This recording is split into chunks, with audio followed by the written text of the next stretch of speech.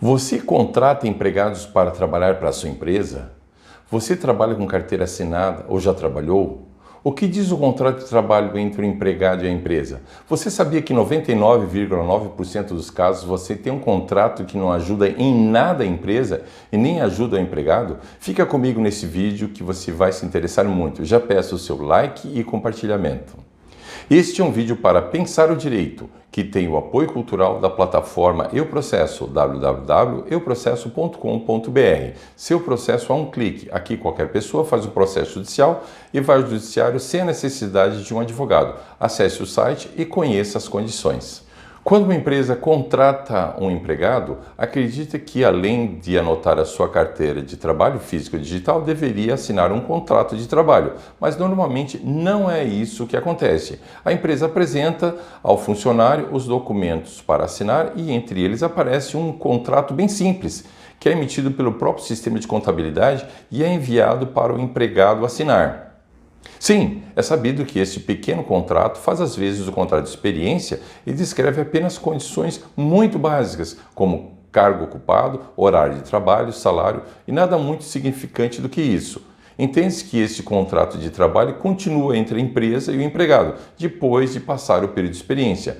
Mas vamos falar de forma clara, é só isso que o empregador quer regular na relação entre a empresa e o empregado? Esse é um grande erro. Vejamos, por vezes em situação muito mais simples, a empresa assina um contrato de trabalho com melhor qualidade do que esse. E por que quando o contrato é com o empregado, que poderá ficar na empresa por anos ou décadas, o contrato de trabalho não regula nada, não diz o que as partes precisam respeitar? Por vezes, esse modelo de contrato é o mesmo que é apresentado para o auxiliar de escritório ou para o gerente, para a copeira e até o mais alto cargo executivo. É correto se fazer isso? As empresas que têm um corpo técnico mais qualificado, um departamento de RH bem mais estruturado, jamais deverá se limitar a apresentar um contrato mais simples, que nada regula no interesse da empresa, especialmente sobre atividades, práticas, cuidados, sigilos, proteção, usos e rotinas dentro da empresa, que no ambiente do trabalho ou mesmo comum a todos. Por isso é recomendável que a empresa, ao admitir o empregado para trabalhar na sua empresa, siga algumas práticas essenciais de toda boa rotina, entre outras que são necessárias. São algumas delas. Primeiro, jamais permita que o empregado inicie o seu trabalho sem que apresente toda a documentação necessária para a contratação.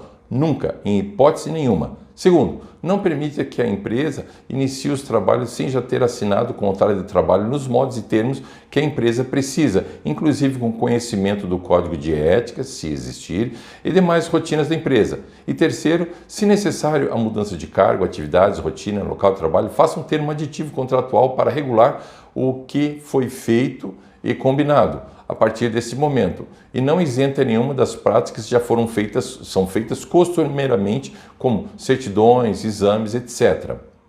Como o contrato de trabalho mais efetivo e que regula as atividades entre os empregados e a empresa, é muito mais fácil se exigir o cumprimento de determinadas normas e condutas e se aplicar a punição quando houver a infração ou necessidade. Isso não limita o Poder Judiciário trabalhista e isentar o trabalhador de certas condutas, como furto de documentos da empresa para usar em processo posterior, descumprir o regulamento da empresa como se fosse uma peça decorativa, entre outras práticas reprováveis. Mas o Judiciário tem mudado seu ponto de vista em certas situações. Para concluir, sempre faça com seu empregado ou mesmo aquele prestador de serviços contratado via pessoa jurídica um bom contrato de trabalho e não apenas aquele básico, e faça constar no documento tudo o que se espera da relação de trabalho com o empregado. Isso irá deixar a relação de trabalho muito mais transparente, justa, honesta, e o empregado terá mais condições de cumprir o contrato sem alegar que não sabia da existência da norma ou proibição.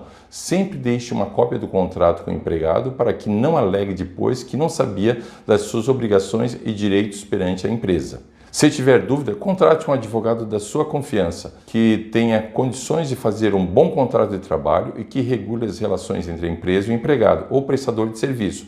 Do contrário, depois não reclame da sua omissão. Esse foi um vídeo para pensar o direito, com apoio cultural da plataforma Eu Processo. Seu processo a um clique e sem a necessidade de um advogado. Acesse e conheça mais em www.euprocesso.com.br. Até o próximo vídeo.